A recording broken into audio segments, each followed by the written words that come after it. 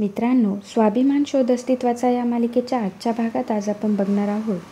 Pallavi Aditi ma'am आणि प्रभाकर सरांच्या रूममध्ये येते तेव्हा शांतनू देखील तिथेच बसलेला असतो. ती दोघांनाही विश करते.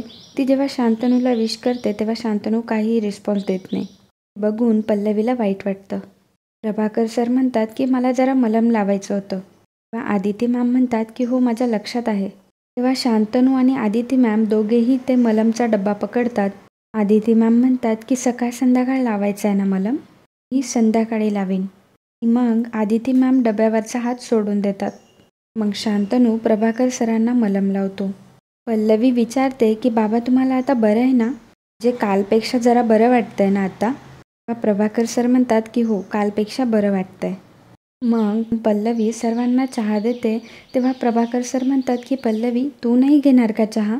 पल्लवी म्हणते की नाही, नको, मला नकोय, तुम्ही घ्या. चालेच, असं म्हणून ती जायला निघते तेव्हा शांतनू पल्लवीसाठी चहा बशीमध्ये ओतत असतो. ते बघून पल्लवी म्हणते की शांतनू, मला नकोय चहा. तेव्हा शांतनू म्हणतो की उपासाला चालतो चहा. तेव्हा पल्लवी म्हणते की मला खरंच नकोय, तुम्ही घ्या. पल्लवी म्हणते की बाबा, मी तुमच्यासाठी सूप बनवून आणू का? तेव्हा प्रभाकर सर म्हणतात की नाही, नको, आणि मला असं पेशंटसारखं ट्रीट नको आहे, मला बाहेर बसू द्या थोडा वेळ. तेव्हा आदिती मॅम म्हणतात की सूप चांगलं असतं तब्येतीसाठी. ती सांगते तर थोडं ऐक ना. तेव्हा प्रभाकर सर म्हणतात की मला काहीही होत नाही, मी ठीक आहे, तुम्ही उगीच काळजी घेताय माझी. शांतनू देखील म्हणतो की सूप चांगलं असतं बाबा तब्येतीसाठी, त्यातून नुकसान तर काही होणार नाही, झाला तर फायदाच होईल ना, आणि सगळेच म्हणताय तर घ्यायला काय हरकत आहे. तेव्हा प्रभाकर सर म्हणतात की ठीक आहे, मी घेईन, पण. तेव्हा शांतनू म्हणतो की पण बिन काही नाही, तुम्ही घ्यायचं आता. तेव्हा प्रभाकर सर म्हणतात की माझी एक अट आहे, मी बाहेर सर्वांसोबत घेतलं तर चालेल का सूप? तरच मी घेईन. तेव्हा पल्लवी म्हणते की हो, चालेल. इकडे पल्लवी किचनमध्ये. मित्रांनो, आज आपल्या व्हिडिओच्या लाईक्सचं टार्गेट असणार आहे 700 लाईक्स. तर तुम्ही हे टार्गेट नक्की पूर्ण कराल आणि व्हिडिओला नक्की लाईक कराल याची आम्हाला पूर्ण खात्री आहे. आणि कमेंट केलेल्या दर्शकांची नावे ही व्हिडिओच्या शेवटी घोषित करण्यात येईल, त्यामुळे व्हिडिओ शेवटपर्यंत नक्की बघा. ते आवरायला सुरुवात करते तेव्हा तिला फ्रीजवर एक चिट दिसते. पल्लवी ती नोट हातात घेते आणि वाचायला सुरुवात करते. ती शांतनूने लिहिली असल्यामुळे शांतनू तिला लपून बघत असतो. त्या नोटमध्ये लिहिलेलं असतं की गुलकंद घालून दूध ठेवलंय, ते घे, आणि सकाळी चहा दिला तोही नाही घेतलास, एवढं तरी खायलाच हवं, नवरा म्हणून माझं कर्तव्य करतोय, एवढंच. पल्लवी शांतनूला बाहेर उभं असल्याचं बघते आणि मग पल्लवी फळं आणि गुलकंद घातलेल्या दुधाचे 2 भाग करते. एक ती बाहेर घेऊन जाते. तेवढ्यात शांतनू तिथे येतो. तो किचनवर फ्रूट्स आणि दूध बघतो. तू घरात जे काही वागलीस त्याचा राग तर मला आहेच, पण माझा राग अजिबात कमी झाला नाही आहे. पण तू उपाशी राहिली तर, तुला त्रास झाला तर मला सहन होत नाही. आपण बोलत नसलो तरी मला तुझी काळजी असते कायम, आणि ती कायमच राहीन, कारण माझं तुझ्यावर. असं म्हणून शांतनू थांबतो. इकडे प्रदीप गेम खेळत असतो. तो त्याच्या साथीदारांना तावडेला पिवळा शर्ट घालायला सांगतो. तेव्हा प्रदीप म्हणतो की पिवळा धमक कुर्ता आणि लाल भडक ज्वाळा, एक नंबर कॉम्बिनेशन, काय?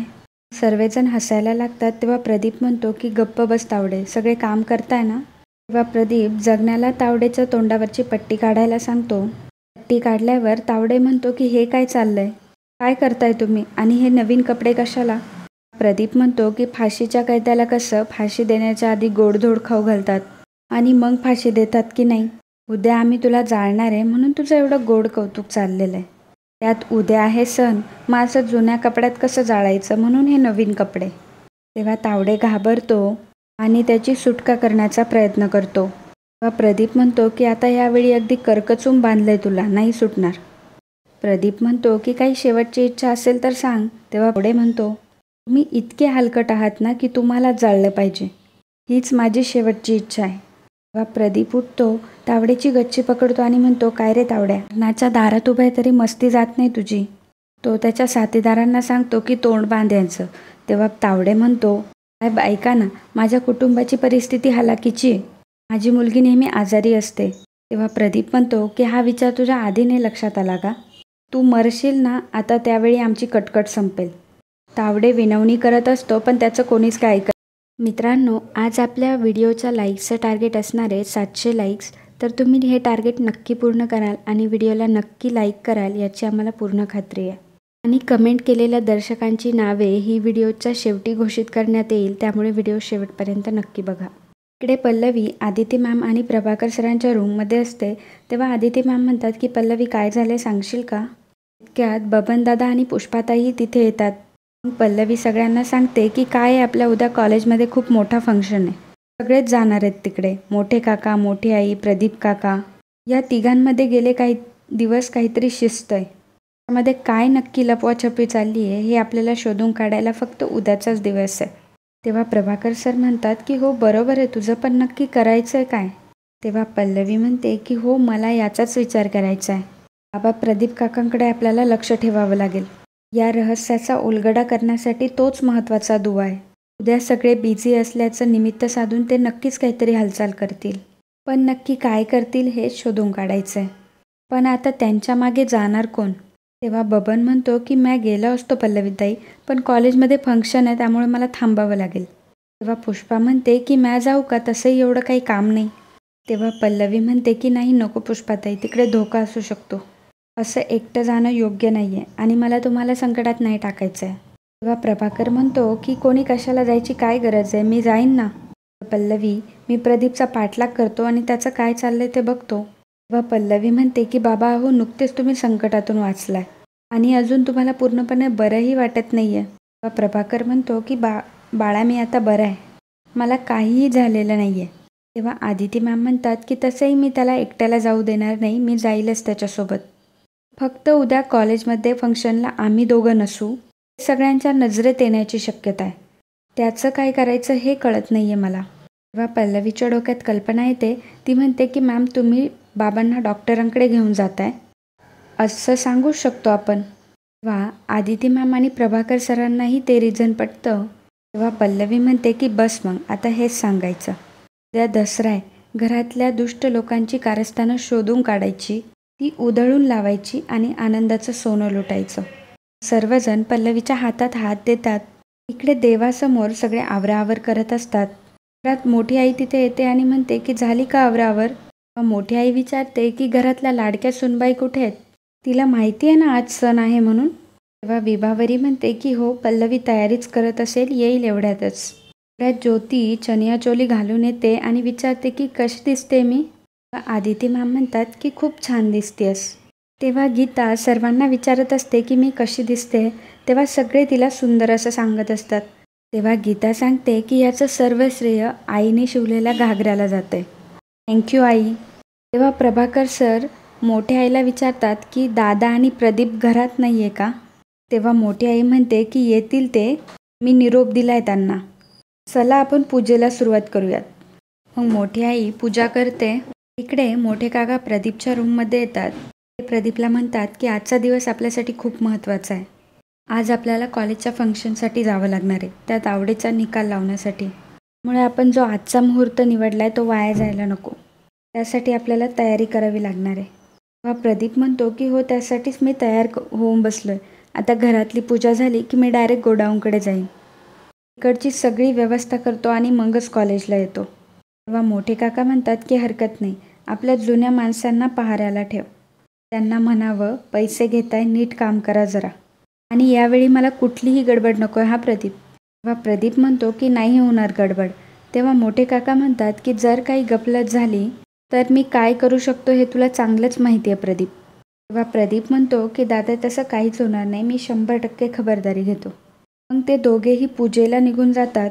इकडे मोठे काका देखील पूजा करतात. तेव्हा शांतनू विचारतो की गीता ज्योती का दिसत नाही आहे? गीता सांगते की ती तिच्या डान्स क्लाससाठी ट्रिपला गेली आहे. तेव्हा शांतनू म्हणतो की आज तिला माहीत नाही आहे का कॉलेजमध्ये फंक्शन आहे ते? तेव्हा गीता म्हणते की मी सांगितलं होतं तिला, पण ती ज्योती आहे, ती ऐकणार आहे का कुणाचं? आणि मोठ्या आईला सांगून गेली आहे ती. तेव्हा शांतनू म्हणतो ठीक आहे, मोठ्या आईला सांगितलं ना मग ठीक आहे. गीता म्हणते की मेघना वहिनी आई तुम्ही दोघींनी खूप छान पूजा मांडली आहे, घर अगदी प्रसन्न वाटतंय. आपले किती सणवार आहेत ना, प्रथा परंपरा किती वेगवेगळ्या आहेत. तेव्हा आदिती मॅम सांगतात की अगं गीता प्रत्येक प्रांतानुसार ऋतूनुसार सगळे सणवार वेगवेगळे असतात आणि प्रत्येकाची शास्त्र देखील वेगळी असतात. तेव्हा गीता विचारते की मग दसऱ्याला शस्त्रपूजा करण्यामागचं काय शास्त्र आहे. तेव्हा आदिती सांगते की दुर्जनांचा नाश करण्यासाठी आणि सृष्टीचं रक्षण करण्यासाठी आपल्या देवतांना अनेक वेळा हातात शस्त्र घ्यावी लागली होती. पांडवांनी सुद्धा शमीच्या झाडावर त्यांची जी शस्त्र ठेवली होती ती आजच्याच दिवशी काढली आणि त्यांचा अज्ञातवास संपवला. आणि त्याचं प्रतीक म्हणून आजच्या दिवशी आपण शस्त्रांची पूजा करतो. आता आधुनिक काळात आपली शस्त्र कुठली आहे, तर आपल्या रोजच्या उपयोगात येणारी कात्री, सुरी, लिखाणासाठी पेन, मोबाईल, लॅपटॉप ही उपकरणं म्हणजे आपली शस्त्रच आहेत ना. मग त्यांची पूजा करायची आणि कृतज्ञता व्यक्त करायची, हेच त्यामागचं शास्त्र आहे. तेव्हा पल्लवी देखील सांगते की आणि हो गीता, सलग 9 दिवस युद्ध करून दुर्गा मातेने याच दिवस महिषासुराचा वध केला होता. प्रभू श्रीरामांनी रावणाचा वध केला तोही याच दिवशी. दुर्जनांचा, दुष्ट प्रवृत्तींचा नाश करण्याचा हा दिवस. वाईट प्रवृत्तीचा आज पराभव होणारच, त्यांच्यावर आज विजय मिळवला जाणारच. आणि मित्रांनो, आजचा भाग इथेच संपतो. पुढील भागात आपल्याला पाहायला मिळणार आहे पल्लवी आणि शांतनू गरबा खेळत असताना पल्लवी शांतनूच्या हातावर पडते, तेव्हा शांतनू तिला सावरतो. इकडे मोठी आई एका नोटमध्ये लिहित असते की आयुष, तू 1 नंबरचा बावळट आणि मूर्ख मुलगा आहेस असं पल्लवी सगळ्यांना सांगत असते. तुझ्याबद्दल असं वाईट बोलणाऱ्या मुलीला दांडिया खेळताना चांगलीच अद्दल घडवायला पाहिजे. आयुषला जेव्हा ही चिठ्ठी भेटते तेव्हा त्याला खूप राग येतो आणि दांडिया खेळताना तो पल्लवीच्या हातावर मारतो. मित्रांनो, कालच्या एपिसोडमध्ये योगेश टोनसाळी, चंद्रशेखर सात्विक, खंडू केसकर, अरविंद सुभेदार, शिल्पा फडके, मन नांगरे, आनंद केसवानी, मानसी राऊत, प्रताप पाटील, नंदा मोहिते, श्वेता खोट, राणी बेलोटे, मयुरी चौघुले, दारवी बोधारे, रेश्मा पवार, मीनल पेडणेकर, दिशा आहिरे, कैलास जाधव, रोशनी पाटील, वंदना तांबडे, पूजा क्षीरसागर, भारत पाटील, रेश्मा भगत, भास्कर दहाले, अशोक डोंबरे, गीता चंदेर, ऋतुजा पाटील, ज्ञानेश्वर आचारी, गीता दोशी, तनुजा शोकालकर, सुमन घेडे. व्हिडिओला कमेंट करून व्हिडिओचा प्रतिसाद वाढवल्याबद्दल खूप खूप धन्यवाद.